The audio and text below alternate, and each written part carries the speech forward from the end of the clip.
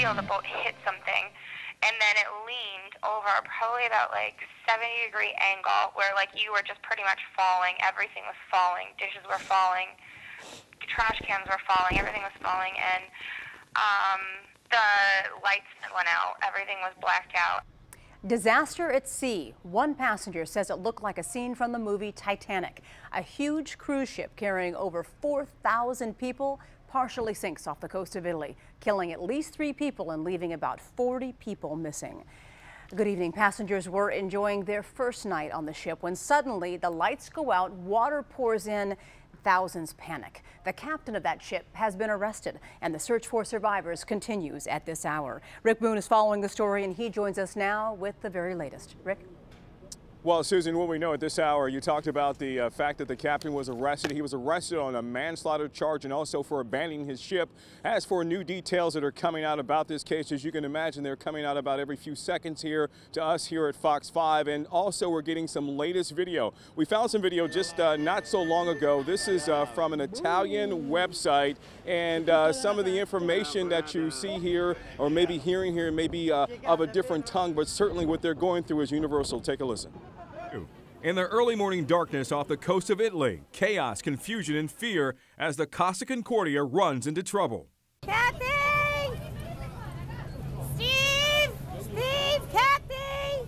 The luxury cruise liner, brushing too closely to a Tuscan reef late Friday, ripped a 160-foot hole in its side. With water rushing aboard, some say it was a hasty evacuation as more than 4,000 aboard tried to get off.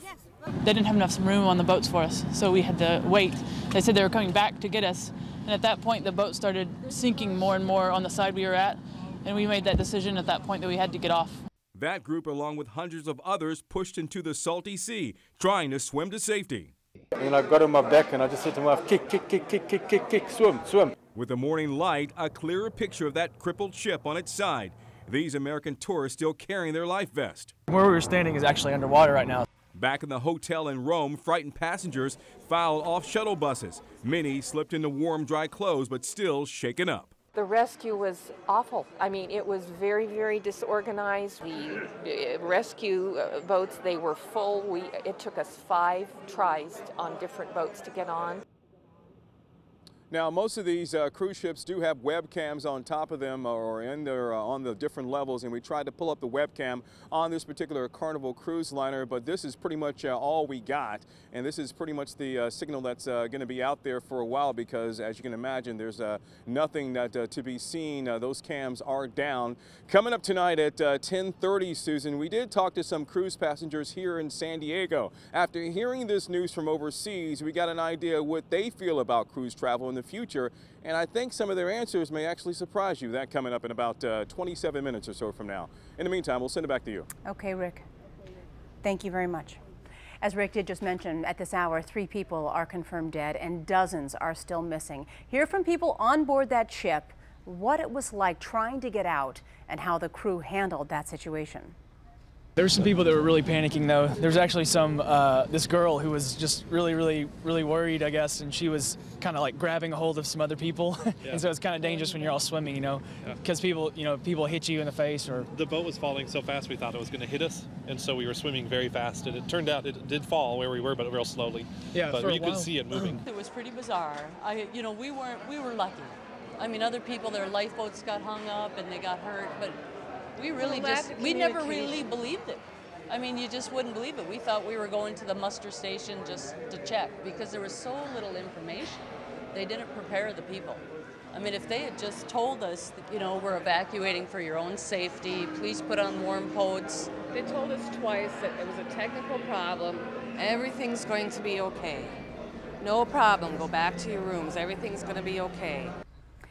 Not okay. Again, the captain of that ship has been detained. He will be questioned and faces charges of manslaughter and abandoning that ship. And just to give you an idea of how big this ship is, here's a look at its complete size and length. It has 1,500 rooms, 5 restaurants, 13 bars, and has one of the largest spas at sea. New pictures just released show the ship had a 160-foot gash in the hull. And be sure to stay with Fox 5 for the very latest on this developing story. Coming up, as Rick said, at 10. Was Is anybody injured? Did you say Gabrielle Giffords was hit? She's hit. She was breathing. She still had the pulse, and we got 2 people, and we got 1 dead. 1 year ago today, shots rang out at a morning meeting in Tucson. A disturbed gunman killed 6 and wounded 13 others, among them Arizona Congresswoman Gabrielle Giffords, who was shot in the head. And today, thousands of people from across the country came to Tucson to remember the day that changed so many lives.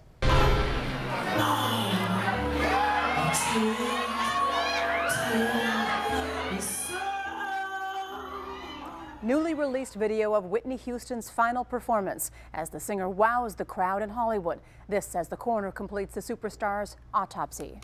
Good evening. The world is still reeling from the sudden death of singer Whitney Houston, and now the investigation into how she died begins.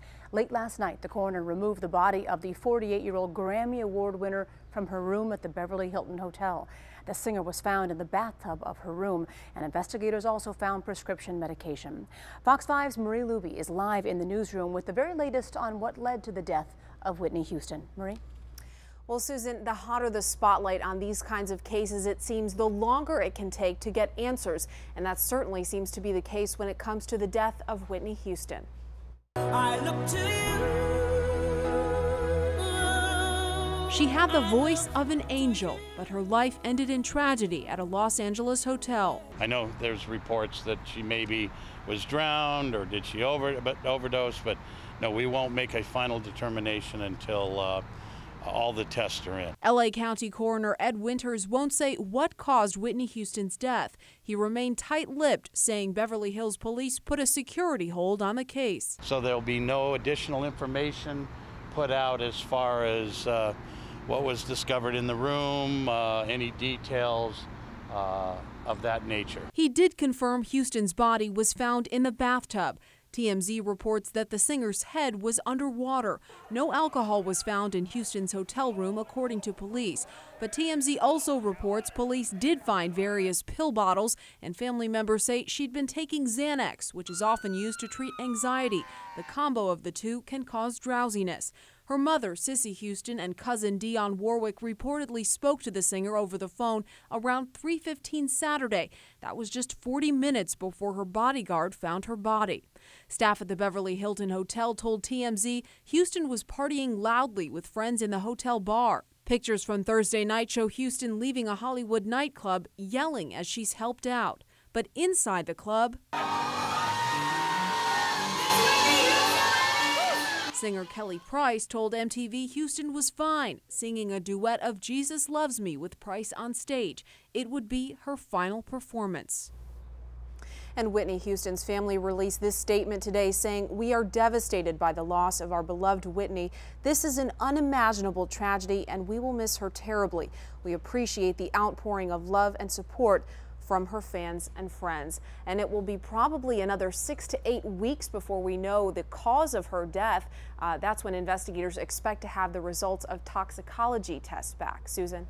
Marie, thank you very much. And another sad part of the story, Whitney Houston's only daughter, Bobby Christina Brown, has been rushed to a Los Angeles hospital twice since her mother died.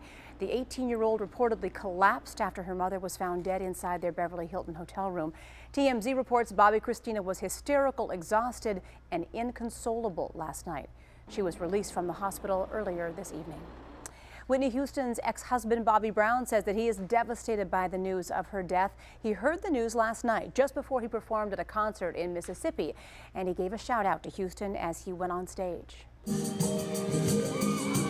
would like to say, I love you, Whitney. Brown went ahead with the concert but left the tour today to come to Los Angeles to be with his family.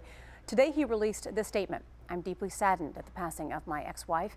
At this time we ask for privacy, especially for my daughter, Bobby Christina. I appreciate all of the condolences that have been directed toward my family and I at this most difficult time." And as family, friends, and fans deal with the loss of Houston, the music industry is remembering the icon and what could have been. 3 days ago, Houston graced the stage at a pre-Grammys party.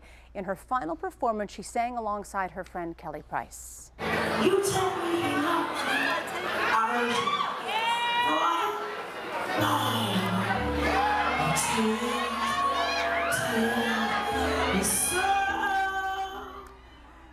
Also, less than 2 days before her death, Whitney Houston interrupted an E! News interview with Brandy Monaker and her mentor, Clive Davis. She appeared to be in good spirits, and no one seemed to mind that interruption.